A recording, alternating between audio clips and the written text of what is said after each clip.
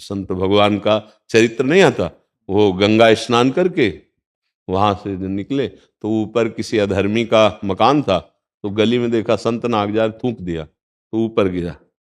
अब ठाकुर सेवा करनी थी, फिर स्नान करने गए, फिर आए तो फिर थूक दिया, 100 बार थूका। वो 100 बार स्नान करने गए, जब वापस लौट के आए तो वो हार गया।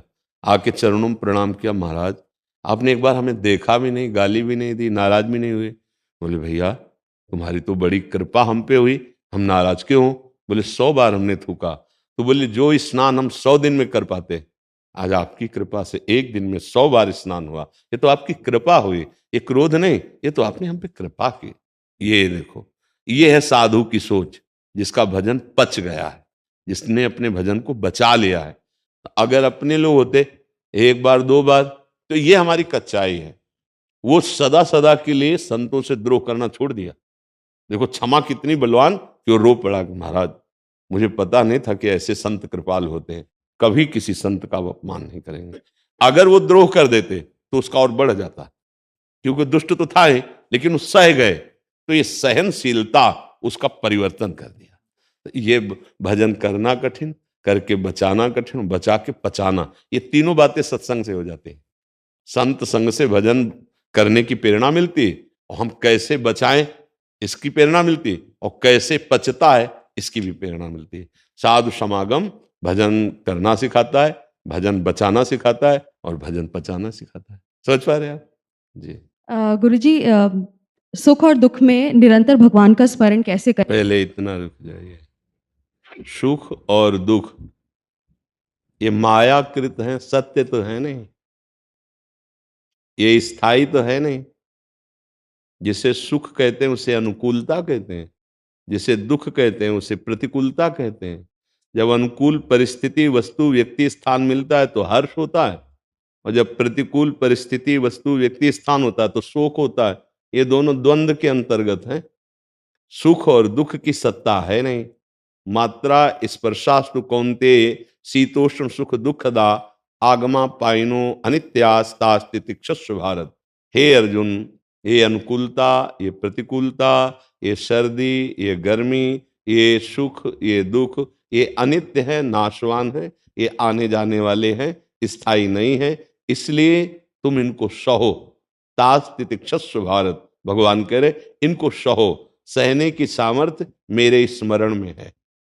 भगवान ने कहा यदि हम नाम जप का ऐसा अभ्यास करें कि चाहे दुख आवे तो नाम न छूटे, और चाहे सुख आवे तो नाम न छूटे।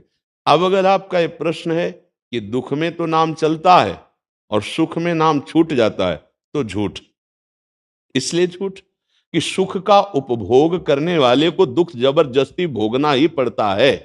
अगर आपकी वृत्ति सुख का उपभोग न करती तो भगवान को कैसे भूल गए? सुख सिंधु भगवान एक तरफ है, एक तरफ वस्तु व्यक्ति स्थान परिस्थिति का भोग है।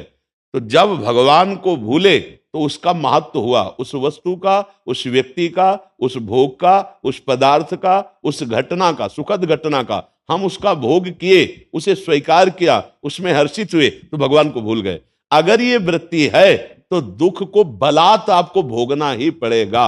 अब उस दुख को जब आप भोगेंगे तो भगवान का स्मरण कैसे चल पाएगा? अगर दुख में भगवान का सुमिरन होता है तो सुख में तो नाच नाच के होता है। फिर सिद्धांत से यहां चूक हो रही है। हम सुख के भोक्ता मन को चाहे जितना बचाने की कोशिश करें, वो दुख भोगेगा ही भोगेगा। अगर वो हर्षित नहीं हुआ तो शोकित नहीं हो सकता। अगर राग नहीं है तो द्वेष बिल्कुल नहीं जागृत हो सकता। अगर काम नहीं तो क्रोध हो ही नहीं सकता। अगर हमारे मन में सुख का भोग नहीं है तो दुख का प्रभाव हमारे अंदर पड़ेगा ही नहीं। अगर सुख में हमारा सुमिरन निरंतर चलता तो दुख में स्वाभाविक चलेगा। अगर सुख में भूल गए तो फिर हमारी बात कहीं त्रुटि हो रही है, हम अनुभव नहीं कर पा रहे। दुख का भोग बलात् जबरदस्ती करेगा वो मन, क्योंकि उसने सुख का भोक्तापन स्वीकार किया है। आप देख लीजिए, सुख में तो हमारा नाच नाच के भजन होता है, और दुख में आर्तभाव से भजन होता है। दुख और सुख हमारे भजन को रोक सके इतनी सामर्थ्य नहीं है। पर अगर हम सुख को स्वीकार करते हैं, व्यक्ति हमें सुखद मिला, भूल गए भगवान को, तो एक तरफ श्री भगवान है, एक तरफ वो व्यक्ति का सुख है। बड़ा कौन हुआ? व्यक्ति का सुख, तभी तुम प्रभु को भूले। बड़ा कौन हुआ? पदार्थ का भोग।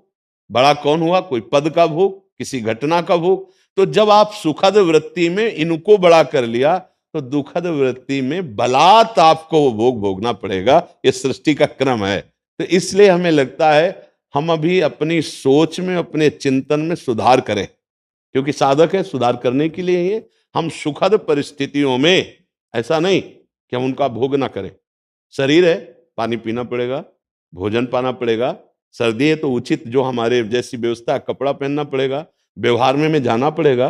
किसी की पत्नी है, किसी के मित्र है, किसी की बहू है, किसी के माता है, हमको इन सब व्यवहारों का पालन करना पड़ेगा, लेकिन साथ में नाम जप करते हुए। अगर नाम जप छूट गया तो दुख से आप बच ही नहीं सकते, नहीं बच सकते। फिर निरंतर नाम कैसे चलेगा? जब सुख में भूल गए तो फिर ये मतलब समझ में नहीं आया। सुख में नाम चल रहा है, दुख में भूल रहे हैं, और इसमें बहुत जल्दी सुधार हो जाएगा। सुख में हम भूल गए तो दुख को भोगना ही पड़ेगा। जैसे हम किसी से राग करें तो द्वेष में चाहना नहीं है, अपने आप द्वेष हो जाएगा। हम काम से युक्त हो जाएं तो क्रोध अपने आप आ जाएगा। आज कामा संजायते क्रोधा, शास्त्र जो सिद्धांत है वो भगवान की वाणी है। तो हम